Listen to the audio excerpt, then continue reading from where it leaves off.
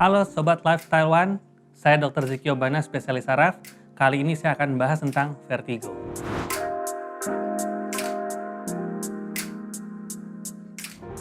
Vertigo itu sebenarnya adalah ilusi dari pergerakan ya, artinya sebetulnya kita merasakan entah rasa berputar atau rasa bergoyang. Padahal sebetulnya nggak ada yang bergoyang dan nggak ada yang berputar, tapi kita bisa salah persepsi karena adanya gangguan di pusat-pusat keseimbangan di badan kita pastinya.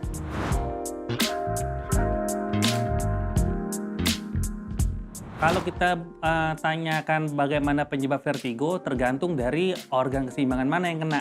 Karena organ keseimbangan itu ada 4. Yang pertama adalah mata, yang kedua adalah telinga bagian dalam, yang ketiga otak kecil, yang keempat adalah sensor di daerah bahu yang kita sebut namanya proprioseptif. Jadi tergantung masing-masing organ tersebut gangguannya kena yang mana dan gejalanya pastinya beda-beda juga.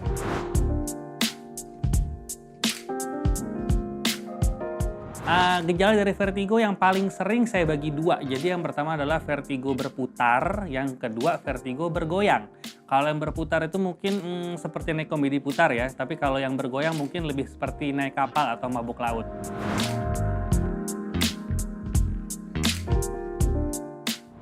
Vertigo karena kurang darah nggak selalu, jadi memang ada faktor kurang darah yang bisa menyebabkan, arti kurang darah sini kurang tekanan darah atau HB-nya kurang dari 10 ya, itu masih mungkin menyebabkan vertigo. Tapi tidak semata-mata vertigo akibat dari itu aja.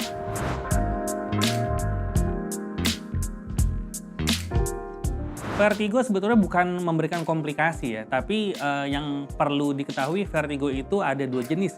Ada vertigo perifer atau vertigo yang tidak berbahaya, yang kedua ada vertigo sentral, yaitu vertigo yang berbahaya. Nah, vertigo sentral ini bahayanya apa sih? Ini sering terjadi misalnya pada orang-orang yang mengalami gangguan di otak kecil. Contohnya, entah ada sumbatan di otak kecil, entah ada perdarahan di otak kecil. Nah, yang repot adalah kalau ternyata di otak kecilnya itu terdapat tumor. Jadi, bisa memberikan keluhan vertigo. Jadi bukan vertigo memberikan komplikasi, tapi bisa jadi vertigo adalah merupakan tanda dari suatu penyakit yang lebih serius.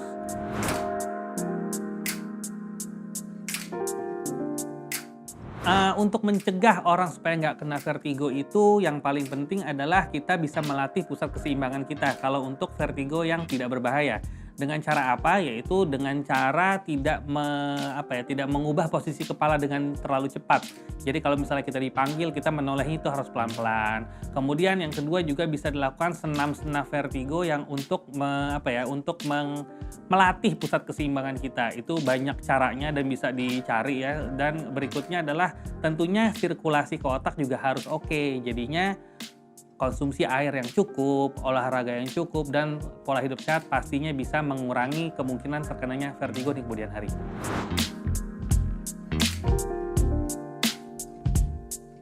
Untuk mengatasi vertigo, yang pertama adalah kita harus tahu dulu vertigo kita jenisnya apa. Jenisnya yang berputar atau yang bergoyang. Kemudian kita harus tahu ini jenis yang perifer yang tidak berbahaya atau jenis yang sentral atau yang berbahaya, kan seperti itu. Jadi yang harus dilakukan adalah konsultasikan ke dokter saraf terdekat untuk dicari sebabnya. Karena pengobatannya itu tentunya tergantung dari sebab.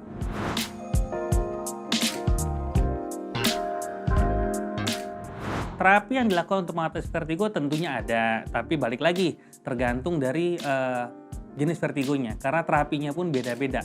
Ada terapi semacam fisioterapi, ya misalnya tadi ya dengan melatih pusat keseimbangan, ada terapi dengan obat-obatan, bahkan akupuntur pun masih punya tempat untuk membantu menghilangkan vertigo. Ya, sekian penjelasan saya tentang vertigo. Apabila ada pertanyaan, silahkan tulis di kolom komentar.